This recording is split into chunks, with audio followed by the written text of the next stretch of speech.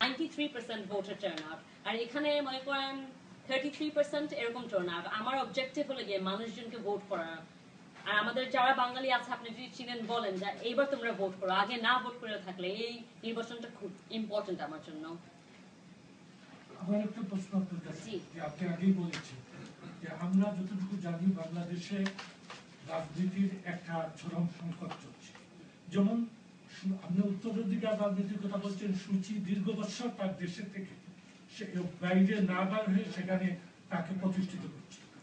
ভারতে সোনিয়া গান্ধী একজন বিদেশি মহিলা, কিন্তু ভারতের মতো রাষ্ট্রের পরিচালনা করছে। আগামী দিনে আমাদের দেশের যে রাজনীতি সেটা উত্তরাধিকার রাজনীতিতেই চলবে। বাংলাদেশের রাজনীতিতে বঙ্গবন্ধুর নাতিনি হয়ে বাংলাদেশের রাজনীতিতে ইনভলভ না হয়ে, যেটা আমাদের দরকার, সেটা না হয়ে ব্রিটেনের রাজনীতিতে কোন উদ্দেশ্যে আপনি জড়িত হচ্ছেন তার একটু পরিষ্কার দেখেছি। জি, প্রথমে আমি যদি বাংলাদেশে গিয়ে এমপি নমিনেশন চেতাম, আপনারাই কিন্তু বলতেন যে যে ডাইনেস্টি পলিটিক্স, আপনারা বলতেন যে এই যে খালার কানেকশন ইউজ করে চলে আসছে এমপি হয়েছে, কিংবা নানান নাম ইউজ করে করে এমপি হচ্ছে।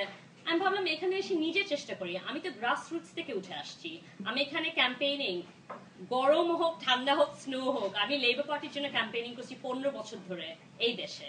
তারপর আমি কাউন্সিলর হিসাবে দাঁড়ালাম। কাউন্সিলর অনেক ইলেকশন করেছি, রিজেন্স পার্ক ওয়ার্ডের, যেখানে সবার কাছে গিয়ে ভোট চেয়ে চেয়ে আমি ইলেকশন করেছি। কাউন্সিলর হওয়ার পর আমি প্রেস অফিসার হিসাবে কাজ করলাম। কোনোদিন ছিল যে 20 ঘন্টা একদিনের মধ্যে কাজ করতে হয় গর্ডন ব্রাউনের জন্য, যখন আমরা ইলেকশনে বেশি ভালো করছিলাম না, ওই সব কাজ করলাম। তারপরে আমি এমপি নমিনেশনটা নিলাম, নিজের মেরিটে করলাম, এই জন্য আমি এখানে দাঁড়াচ্ছি। এখানে এই জন্যই আমি দাঁড়াচ্ছি। কিন্তু আরেকটা কথা বলতে, আমি যা বললাম আগে, মানুষজনেরকে যে সেবা করব আর সাহায্য করব যেই দেশেই করি, at the end of the day আমি মানুষকে হেল্প করছি, বাংলাদেশের মানুষকে বঞ্চিত করি। জি না, এখানে আমাদের অনেক বাঙালি মানুষ আছে যে আমি সাহায্য করব। আমার খালা তো অলরেডি করছেন হেল্প বাংলাদেশে, একজন এখানে হেল্প করছি, ওখানে একজন হেল্প করছি।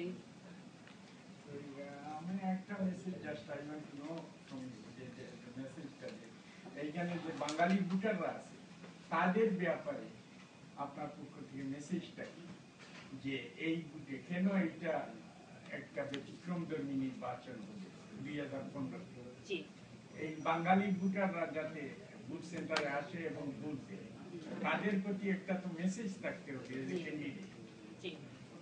আমার মেসেজটা হলো কি লেবার পার্টির মেসেজ। আমার মেসেজটা হলো কি যে লেবার পার্টিতে তোমরা যদি ভোট দাও, আমাদের যে এখন বেনিফিটের কাট হচ্ছে, লোকাল গভর্নমেন্ট বাজেটে যে কাট হচ্ছে, এনএইচএস হসপিটাল যে বন্ধ করছে, স্টেট এডুকেশন থেকে সব স্কুল বন্ধ করে করে যে একাডেমি আর ফ্রি স্কুল খুলছে, এগুলোতে আমাদের বাঙালিদের জন্য ক্ষতি হচ্ছে। আমরা লেবার পার্টিতে